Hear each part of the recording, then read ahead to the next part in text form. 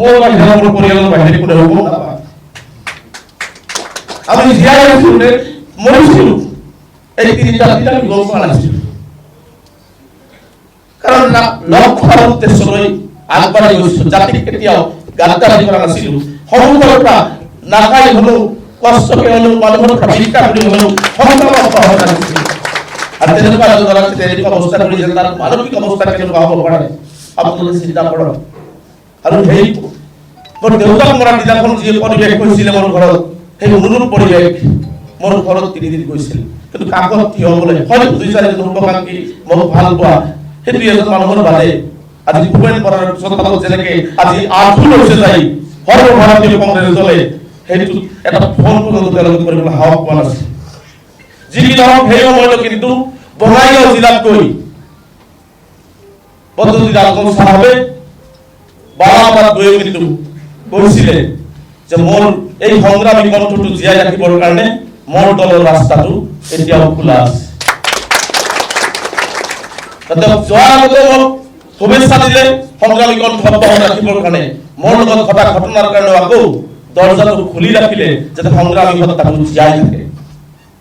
আৰু মই সিদিনা মানে ফোন লৈছিলোঁ যে মই যিহেতু মোৰ সংগ্ৰামী কণ্ঠটোক যিহেতু জীয়াই ৰাখিব বিচাৰিছে মাননীয় মৌলানা নৱজ্যোতি দাস সাহেব আৰু মই সিদিনা সিদ্ধান্ত লৈছিলোঁ মই পৰিয়ালৰ লগত কথা পাতিছিলোঁ মই দুজনকে বিধায়কৰ লগত কথা পাতিছোঁ আমাৰ নজৰুল ইছলাম সাহেব মুজিবুৰ ৰহমান সাহেবৰ লগত কথা পাতিছিলোঁ যে নহয় মই জীয়াই থাকিব লাগিব সংগ্ৰাম কৰিব লাগিব আৰু এই কণ্ঠ মই আগবঢ়াই লৈ যাব লাগিব সংখ্যালঘু জাতিৰ কাৰণে যাতে সংখ্যালঘু জাতিটোৱে মোৰ অসমকে মেৰুদণ্ড পণকে জীয়াই থাকিব পাৰে নিজৰ অধিকাৰ লৈ আৰু তেতিয়াৰ পৰাই মই সংকল্প লৈ আমাৰ পাৰ্টি সুপ্ৰিমৰ লগত বিভিন্ন কথা বাৰ্তা হৈ আজি এইটো পৰিৱেশ আহিছে মোৰ বাহিৰৰ পৰিয়ালৰ বাহিৰে কোনো হ'ব নাপায় আমি জীয়াই আছোঁ মৰিছিলোঁ এই তিনিটা দিন আমি গম পোৱা নাছিলোঁ কাৰণ লক্ষ্য আৰু উদ্দেশ্যলৈ আগবাঢ়ি গৈছোঁ জাতিক কেতিয়াও গাদ্দাৰি কৰা নাছিলোঁ সন্মুখৰ পৰা নাখাই হ'লেও কষ্টকে হ'লেও মানুহৰ পৰা ভিক্ষা কৰি হ'লেও সংগ্ৰাম অব্যাহত ৰাখিছিলোঁ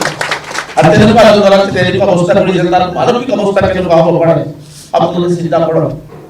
আৰু সেই মোৰ দেউতাক মৰাৰ দিনাখন যি পৰিৱেশ হৈছিলে মোৰ ঘৰত সেই অনুৰূপ পৰিৱেশ মোৰ ঘৰত 3 দিন গৈছিল কিন্তু কাকত থিয় হ'বলৈ হয়তো 2-4 জন শুভাকাংক্ষী মোক ভাল পোৱা সেই 2-এজন মানুহৰ বাদে আজি ভূপেন বৰাৰ পিছত যেনেকৈ আজি আঁঠু লৈছে যাই সৰ্বভাৰতীয় কংগ্ৰেছ দলে সেইটো এটা ফোন পৰ্যন্ত তেওঁলোকে কৰিবলৈ সাহস পোৱা নাছিল যি কি নহওক সেই সময়তো কিন্তু বঙাইগাঁও জিলাত গৈ পদ্ধতি আলোচন চাহাবে বালাবাদ গৈ কিন্তু কৈছিলে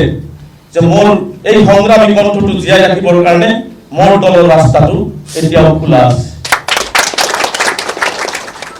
যোৱাৰ আগতে মোক শুভেচ্ছা দিলে সংগ্ৰামী কণ্ঠ অব্যাহত ৰাখিবৰ কাৰণে মোৰ লগত ঘটা ঘটনাৰ কাৰণে আকৌ